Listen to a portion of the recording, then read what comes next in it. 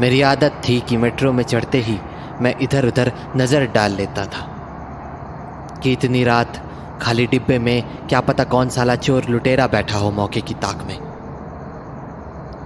रात के 1:30 बज चुके थे तो बॉगी में मेरे अलावा मुझे केवल 3 लोग दिखे। एक लड़का जो बॉगी के बिल्कुल लास्ट में बैठा था और उसके ठीक सामने 2 लोग और बैठे थे।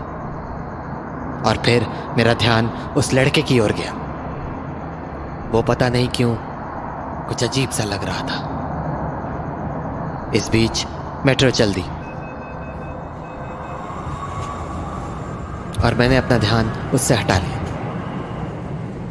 लेकिन फिर मेरे दिमाग में आया कि आखिर वो लड़का ऐसी अजीब हरकतें कर क्यों रहा था। तो मैंने उस लड़के की ओर वापस देखा तो लगा जैसे वो कुछ इशारा सा कर रहा है, शायद मुझे कुछ दिखाना चाहता है वो।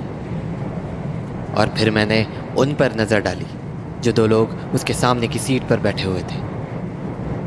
उनमें से एक आदमी था और उसके साथ एक बुरखे वाली औरत शायद बीमार थी या बहुत थकी हुई, क्योंकि उसके साथ बैठे आदमी ने उसे पकड़ रखा था। अगला स्टेशन नारायणा विहार है। उसी समय अगले स्टेशन का अनाउंसमेंट हुआ और वो आदमी पता नहीं क्यों मुझे घूर के देखने लगा। लेकिन मैंने अपनी नज़र सीधी कर ली। लेकिन मुझे लगा जैसे वो लड़का अचानक खड़ा हुआ तो मैंने उस पर नज़र डाली। लगा जैसे वो मेट्रो से उतरना चाहता है, पर चलने की बजाय वो अजीब तरह से इधर उधर देख रहा था, जबकि मेट्रो बस रुकने ही वाली थी। और जब मेरी नज़र फिर से उस पर गई तो वो अपनी सीट पर बैठ चुका था और मैं ये देख के हैरान था कि वो अभी भी वैसे ही इधर उधर देखे जा रहा था।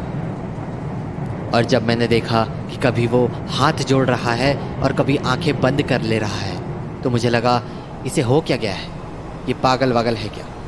और मैंने उससे नज़रें हटा ली। मेट्रो रुकी तो मुझे लगा वो पागल लड़का शायद अब यहीं उतरेगा, इसीलिए मैंने उस पर एक बार फिर नज़र डाली तो वो अपनी सीट पर ऐसे बैठा हुआ था जैसे वो खड़ा होने जा रहा हो। पर अभी भी वो बस कभी गेट की ओर देख रहा था तो कभी अपने सामने बैठे आदमी औरत की ओर। मेरी नज़र फिर से उस आदमी और बुरखे वाली औरत पर गई, पर वो तो ऐसे आराम से बैठे हुए थे जैसे उनके सामने वो अजीबो गरीब हरकतें करने वाला लड़का उन्हें दिख ही नहीं रहा, जबकि वो लड़का उन्हीं के सामने बैठा बैठा कांप रहा था। फिर मुझे लगा कहीं ये साइको वाइको तो नहीं है। ऐसा है तो फिर इसका कोई भरोसा नहीं है। अब मुझे उससे डर सा लगने लगा था। मैंने ये सोच के गेट पर नज़र डाली कि अगला स्टेशन बस आने ही वाला है। अगर इससे कोई खतरा महसूस हुआ तो ट्रेन रुकते ही उतर के दूसरे डिब्बे में चढ़ जाऊंगा। वैसे भी मैं गेट के बिल्कुल पास में था। मैंने गेट से उसकी दूरी का अंदाज़ा लगाने के लिए उस पर नज़र डाली तो वो मेरी ओर ही देख रहा था। मुझे लगा पक्का इसके मन में कुछ तो ज़रूर है। तभी हल्की सी आहट से मेरी नज़र उसकी ओर घूमी तो वो खड़ा हो चुका था और उसकी नज़रें अभी भी मुझ पर ही टिकी हुई थी। मैं अभी सोच ही रहा था कि ये करना क्या चाहता है कि मेट्रो रुकी और वो मेरी ओर भागा। खतरा अपनी ओर आता देख के मैं खड़ा हो गया, पर मेरे सामने आते ही वो जितनी तेज़ी से आया था उतनी तेज़ी से घूमा और गेट के बाहर निकल गया। तो मैं वापस सीट पे बैठ गया और मुझे खुद पे हंसी आई कि मैं पता नहीं उससे डर क्यों रहा था। मेरा डर अभी दूर ही हुआ था कि कुछ खटखटाने की आवाज़ सुन के मेरी नज़र सामने गई तो वो पागल लड़का खिड़की के बाहर दिखा। मुझे लगा जैसे वो मुझसे कुछ कहना चाहता है, पर क्या। वो खिड़की के बाहर से उस ओर इशारा कर रहा था जहाँ वो कुछ देर पहले बैठा था, नहीं जहाँ वो बुरखे वाली औरत और उसके साथ वाला आदमी बैठा था। पर क्यों? मैंने सोचा उन दोनों में ऐसा क्या है जो ये मुझे दिखाना चाह रहा है। मुझे गुस्सा आने लगा था उस पर कि खुद तो पागल है ही, मुझे भी पागल कर देगा। लेकिन उसने अपना हाथ अपनी गर्दन पर रखा और फिर बार बार अपनी गर्दन को एक ओर लुढ़का कर मुझे कुछ इशारा सा करने लगा, मारने का इशारा। और फिर मैंने उस आदमी और उस बुरखे वाली औरत की ओर ध्यान से देखा और मेरे होश उड़ गए। उस आदमी का जो हाथ बुरखे वाली औरत की कमर पर था वो खून से सना हुआ था और औरत की गर्दन एक ओर लटकी हुई थी, मतलब वो मर चुकी थी। ये देख के तो जैसे मेरा खून ही जम गया। मैं जान बचाकर वहाँ से भागना चाहता था, लेकिन तब तक ट्रेन चल पड़ी और वो लड़का खिड़की से दिखना बंद हो गया। तभी आहट सी हुई और मैंने बिना सर घुमाए उस आदमी की ओर देखा तो वो अपनी सीट से खड़ा हो चुका था।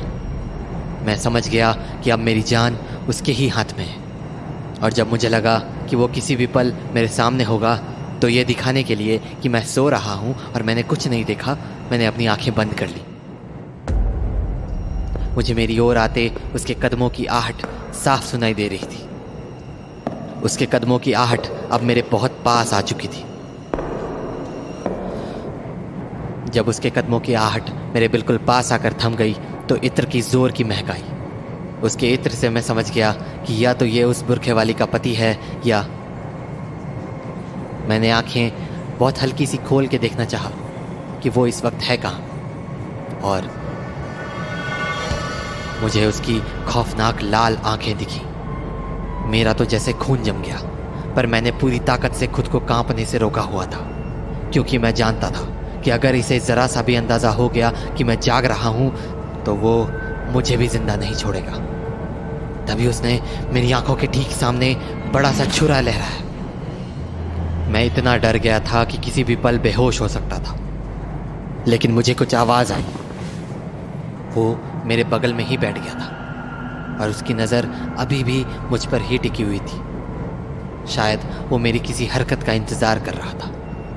उसी समय मुझे अनाउंसमेंट की आवाज़ सुनाई दी, अगला स्टेशन राजौरी का मतलब अगला स्टेशन आने वाला था। तभी मुझे लगा जैसे वो सीट से खड़ा हुआ, पर क्यों? उसने धीमे कदमों से अपनी सीट की ओर जाना शुरू किया।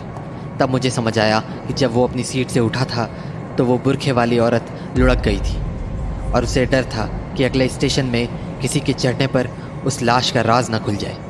शायद इसीलिए वो किसी और की ट्रेन पर चढ़ने से पहले उस बुरखे वाली को सीधा कर देना चाहता था।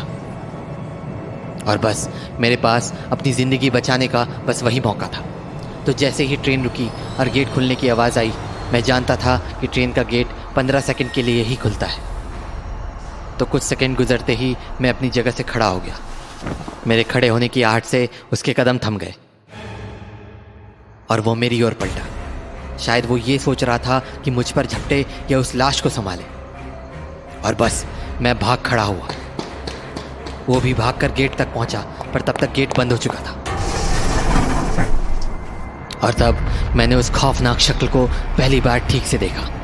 शीशे से मुझे देखती उसकी लाल आंखें मुझ पर ही टिकी थी और उसके हाथ में चमकते हुए छुरे का एक ही मतलब था कि अगर मैंने किसी के सामने मुंह खोला तो मेरा भी वही हाल होगा जो उस बुरखे वाली औरत का हुआ है। ट्रेन चल पड़ी थी और अब मेरी जान को उससे कोई खतरा नहीं था, लेकिन मैं जाने कितनी देर तक मौत के उस खौफ से किसी पत्ते की तरह कांपता रहा।